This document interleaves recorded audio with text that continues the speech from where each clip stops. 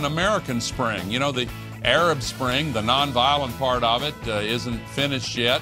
But we need to have an American spring, a kind of an American Tahrir Square, nonviolent change where people from the grassroots get involved again.